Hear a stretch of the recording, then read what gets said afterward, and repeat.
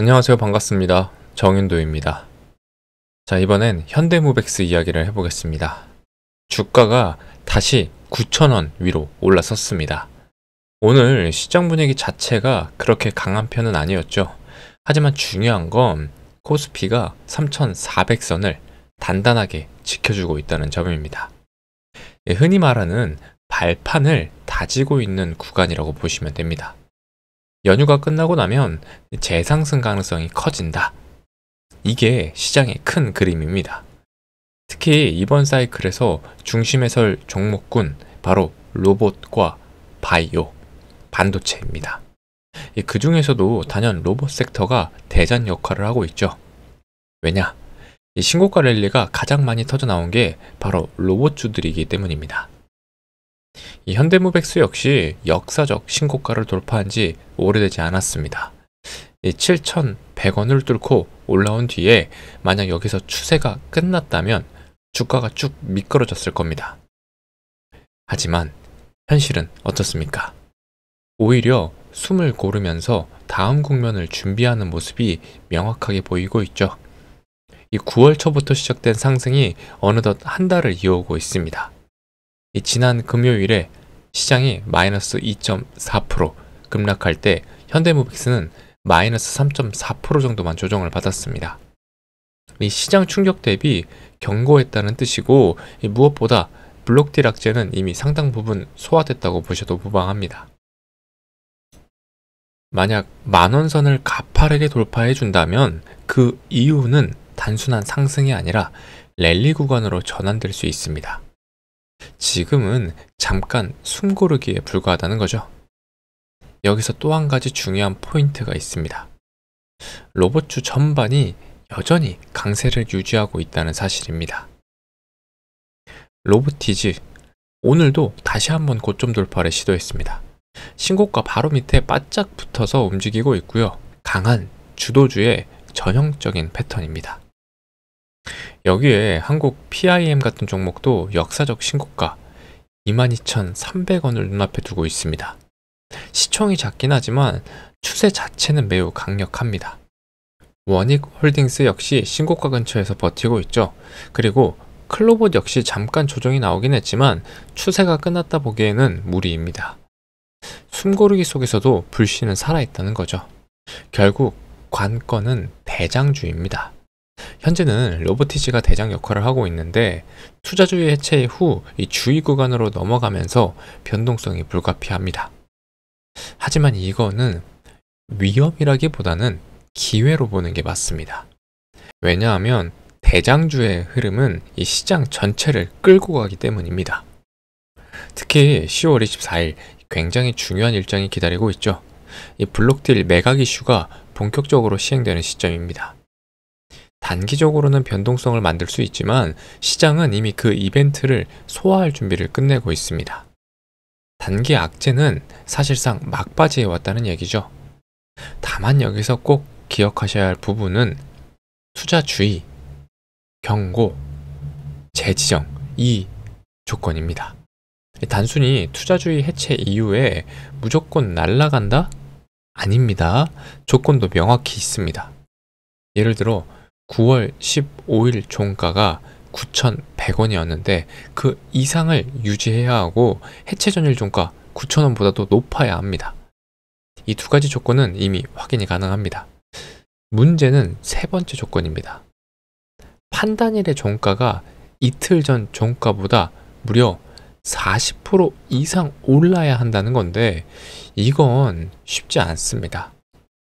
그렇기 때문에 단기적으로는 재지정 우려가 계속해서 언급될 수 있다는 겁니다. 하지만 그게 본질적인 리스크는 아니라는 점 꼭 구분하셔야 합니다.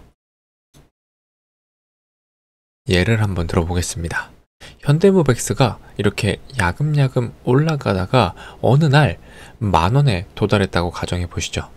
만원이 종가였다고 하면 규정상 T2일 동안 주가가 40% 이상 급등해야 재지정이 됩니다. 쉽게 말해서 14,000원까지 올라야 한다는 얘기인데 이게 이틀 연속으로 20% 가까이 상승해야 가능한 조건입니다.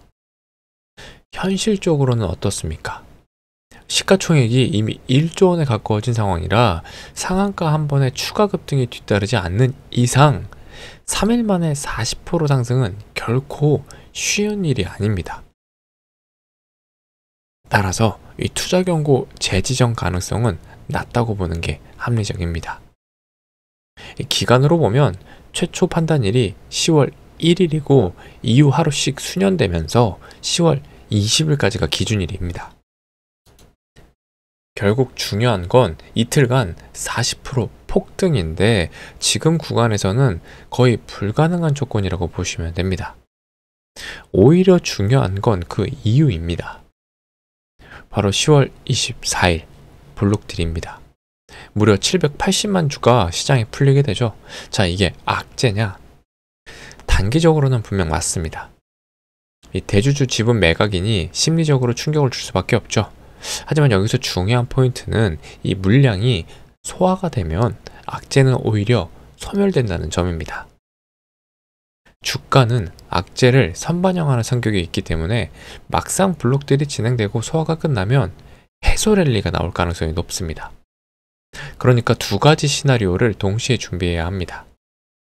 자, 첫 번째는 24일 직전까지는 기대감 속에서 야금야금 올라오다가 당일 조정이 크게 나오는 경우, 자, 두 번째는 오히려 당일 조정이 끝나자마자 급반등하는 경우, 이 두 가지 모두 현실적인 시나리오입니다. 시장은 어느 쪽으로든 출렁일 수 있고 우리는 그 변동성을 기회로 삼아야 합니다. 결국 현대모백스의 방향성은 여전히 상방입니다. 로봇주 전체가 끝나지 않았고 대장주의 흐름도 꺾이지 않았습니다. 다만 10월 24일 전후 이 변동성 구간만큼은 반드시 대비를 하셔야 한다는 것, 이게 핵심입니다. 자, 정리해 보겠습니다. 우선 투자주의 지정 조건은 크게 걱정하실 필요가 없습니다. 10월 20일 이전에 9,100원을 넘는 건 충분히 가능한 흐름이겠지만 이 문제는 이틀 연속 40% 급등이죠. 사실상 이 시가총액이 커진 현대모백스가 단기간에 그렇게 오르기는 쉽지 않다는 겁니다.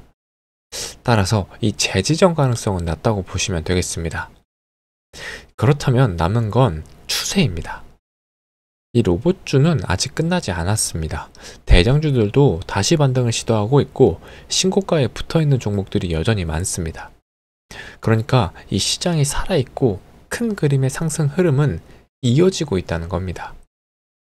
다만 우리가 꼭 주목해야 할 변수는 10월 24일부터 한 달 동안 진행되는 블록딜입니다.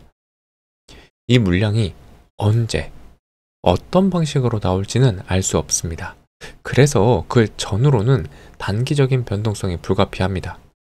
하지만 한 가지 분명한 건 매수자 입장에서 추가 업사이드가 보장되지 않으면 이 물량을 받을 이유가 없다는 겁니다. 결국 블록딜 이후에도 추가 상승 여력을 남겨둘 수밖에 없는 구조라는 겁니다. 따라서 이 대응 전략은 명확합니다. 24일 전후로는 분할 매도, 분할 매수, 이 전략을 준비해야 하고 조금 더 안정적인 분들은 조정이 오더라도 장기 보유 관점으로 버틸 수 있습니다.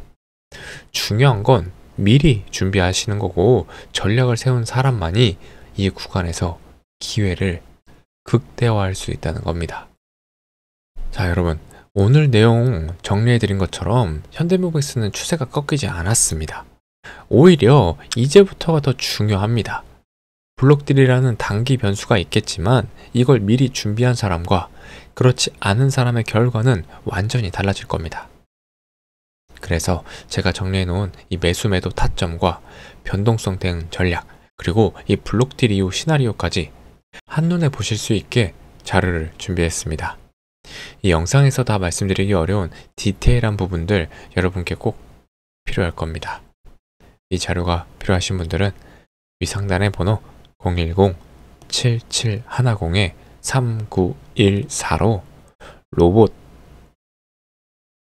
로봇이라고 문자 보내주시면 됩니다. 무료니까 꼭 챙겨가시고 대응 전략을 세워보시길 바랍니다. 자, 지금 시장은 기다려주지 않습니다. 준비한 사람만이 수익을 가져가십니다. 여러분들이 이번 기회를 놓치지 않고 확실히 잡으셨으면 좋겠습니다. 제 영상이 도움이 되셨다면 구독과 좋아요 한 번씩 꼭 부탁드립니다. 앞으로도 더 깊이 있는 해석과 자료로 찾아뵙겠습니다. 이번 하루도 고생 많으셨습니다. 핵투사의 정은도였습니다.